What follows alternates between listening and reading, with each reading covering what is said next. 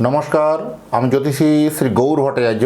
হ্যাঁ, থাম্বনেলে ঠিকই পড়েছেন যে কন্যা রাশির জাতক বা জাতিকাদের জন্য এই জুলাই মাসের শেষ 20 দিনের মধ্যে এই তিনটে ঘটনা ঘটবেই ঘটবে। এই কী তিনটে ঘটনা জানতে হলে ভিডিও শেষ পর্যন্ত মনোযোগ সহকারে শুনতে হবে। আর আপনি কোথা থেকে আমার ভিডিওটা শুনছেন বা দেখছেন অবশ্যই আপনার লোকেশনের নামটা একটু লিখে দিয়ে যাবেন, তাহলে বুঝতে পারবো কোথায় কোথায় আমার ভিডিওটা পৌঁছাচ্ছে। আর আপনি যদি চ্যানেলটা এখনও সাবস্ক্রাইব করে না থাকেন, দয়া করে রিকোয়েস্ট করবো চ্যানেলটা একটু সাবস্ক্রাইব করে দিন, কারণ আপনার এই লাইক, কমেন্ট এবং নতুন নতুন ভিডিও বানানোর জন্য উৎসাহটা বেড়ে যায়। আর যারা ফেসবুক থেকে দেখছেন অবশ্যই কন্যা রাশির জাতক বা জাতিকাদের জন্য একটা শেয়ার করে আরও একটা কন্যা রাশির জাতক বা জাতিকাদের জন্য একটু উপকার করে দিন, কারণ ভিডিওটাকে শেয়ার অবশ্যই দরকার আছে। কারণ আপনার এই শেয়ার বা লাইক বা কমেন্টের জন্য আরও নতুন নতুন ভিডিও বানানোর উৎসাহটা অটোমেটিকলি বেড়ে যায়, মন জোশ হয়ে যায়। কারণ আপনাদের ভিউয়ার সংখ্যা অলরেডি বাড়তে বাড়তে অনেকটা পরিবার সংখ্যা বেড়েছি। আগামী দিনে এসে আরও নেক্সট মাইল ফলকে পৌঁছাতে চাই। আপনাদের সহযোগিতা প্রত্যেকের কামনা করি।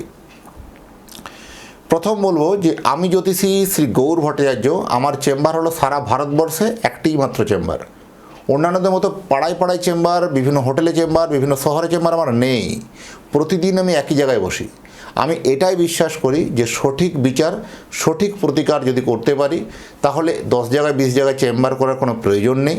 এক জায়গায় বসলেই সমস্ত জায়গার মানুষ আসতে পারবে। সেই বিশ্বাস নিয়ে 2010 সাল থেকে একই প্রফেশনে যুক্ত আছি। আমার সম্বন্ধে আরও জানতে হলে গুগলে গিয়ে সার্চ করুন অ্যাস্ট্রোলজার গৌর ভট্টাচার্য। সেখানে সমস্ত তথ্য আপনারা জানতে পারবেন বা বুঝতে পারবেন। তো যে কোনো কারণে যদি যারা অনেক দূরে থাকেন, যারা আসতে পারছেন না, আমার চেম্বার হলো সারা ভারতবর্ষে যেহেতু একটাই চেম্বার, প্রতাপবাগান 6 নম্বর সরণি, বাঁকুড়া। যারা আসে আছেন উপরে দেওয়া নাম্বার আছে, সেখানে যোগাযোগ করে আসতে হবে। বা যারা অনেক দূরে থাকেন, যাদের পক্ষে আসা সম্ভব নয় বা আসতে পারছেন না, তারা অনলাইন কনসালটেন্সি নিতে পারেন।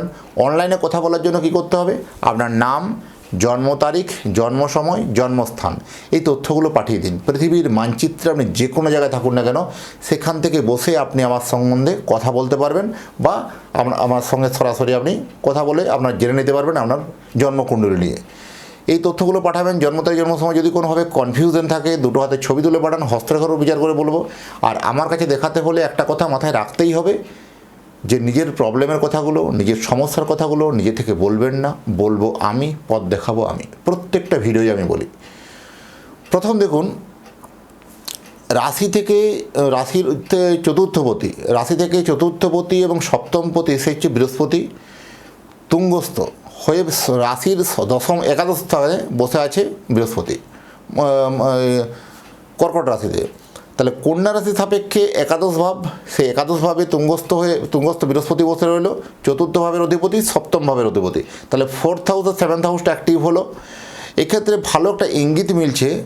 মায়ের যাদের শরীর স্বাস্থ্য নিয়ে যাদের ডিস্টার্বনেস ছিল, সেগুলো কিন্তু অনেকটা হারে পজিটিভ দেখা যাবে।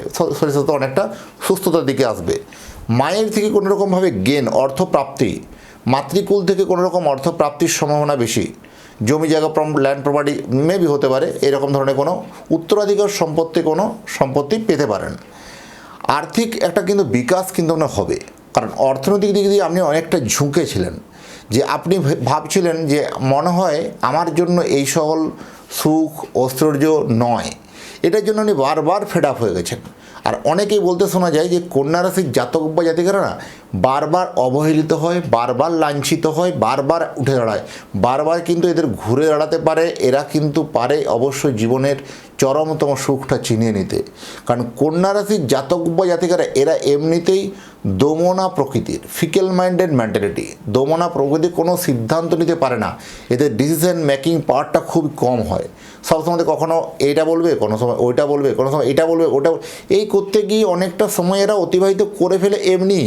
কারণ এদের মন এতটাই সহজ, এতটাই সরল, এই জন্য সদা সর্বদা প্রত্যেকের কাছে অবহেলিত, প্রত্যেকের কাছে ঠকে যাওয়া, প্রত্যেকের কাছে বিভিন্নভাবে একটা সমস্যাবহুল জীবনযাপন।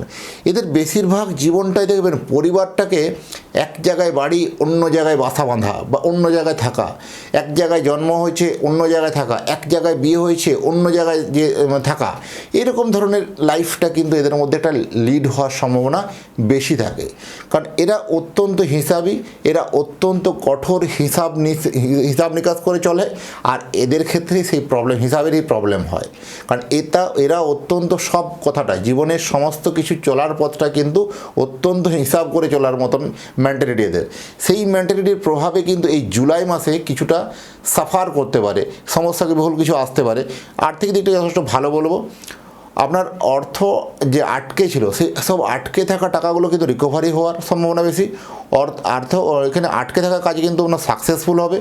ব্যবসা যারা করছেন তাদের জন্য যথেষ্ট ভালো হবে। বড় কোনো ডিল ফাইনাল হতে পারে, বড় কোনো একটা ভালো লেনদেন হতে পারে, সেটা আপনার জন্য পজিটিভস যাবে। ভ্রমণ যারা করতে চলেছেন, ভ্রমণ পিপাসু মানুষদের জন্য বাস্কোপেটরা বেঁধে রেডি থাকুন, কারণ ভ্রমণ আপনার হচ্ছে। তো ভ্রমণ চলাকালীন একটু সাবধানতা অবলম্বন করতে হবে।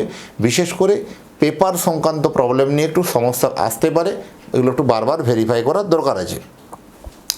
দাম্পত্য জীবনে কিন্তু এবার শান্তি ফিরবে, কারণ দাম্পত্য জীবনে আপনাদের কোথাও একটা মিসআন্ডারস্ট্যান্ডিং বা কোথাও একটা ভুল বোঝাবুঝি বা কোথাও একটা সন্দেহের বশবর্তী হয়ে সম্পর্কটা কিছুটা হলেও একটু চিড় ধরেছিল বা ফাটল ধরেছিল।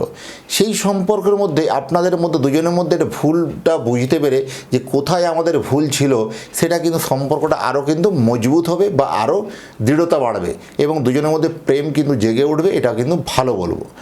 এবং জমি বাড়ি বা কেনা বেচার জন্য, প্রপার্টি ডিলের জন্য যথেষ্ট ভালো সময়। এই সময় কিন্তু আপনি প্রপার্টি কিনতেও পারেন, বা যদি কোনো বিক্রি করার প্ল্যানিং ছিল সেটাও যথার্থ ভালো কাস্টমার পেয়ে যাওয়া, সেটা আপনার বিক্রিও হয়ে যাবে।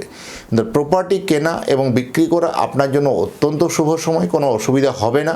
আর কন্যা রাশির জাতক বা জাতিকারা এরা অত্যন্ত মেধা থাকা সত্ত্বেও কোথাও নিজের জাহির না করতে না পারা বা নিজেকে উপস্থাপনা করতে না পারা, এটা কিন্তু একটা বড় রকমের দোষ। তো সেক্ষেত্রে আপনার জন্মছককে বিচার বিশ্লেষণ প্রয়োজন আছে। আর আপনি যদি চাইছেন যে আপনার স্নেহের সন্তানের জন্য একটি জন্মকুণ্ডলী বানাতে চান, তাহলে আপনার স্নেহের সন্তানের জন্য জন্মকুণ্ডলী বানাতে হলে সন্তানের নাম, জন্ম তারিখ, জন্ম সময়, জন্মস্থান, এই তথ্যগুলো আমাকে পাঠিয়ে দিন। পৃথিবীর মানচিত্রে আপনি যে কোনো জায়গায় থাকুন না কেন, সেখান থেকে বসে আপনি আপনার সন্তানের নাম, জন্ম তারিখ, জন্মকুণ্ডলী নিয়ে আপনার বিচার করে ডিটেলস আপনার অ্যাড্রেসে বাই পোস্টে পৌঁছে দিয়ে আসবো। আর এতক্ষণ ধরে যারা দেখছেন ভিডিওটাকে, তাদের এবং তাদের পরিবারের প্রতি মঙ্গল কামনা করে আজকের ভিডিওটাকে এখানেই শেষ করছি। নমস্কার।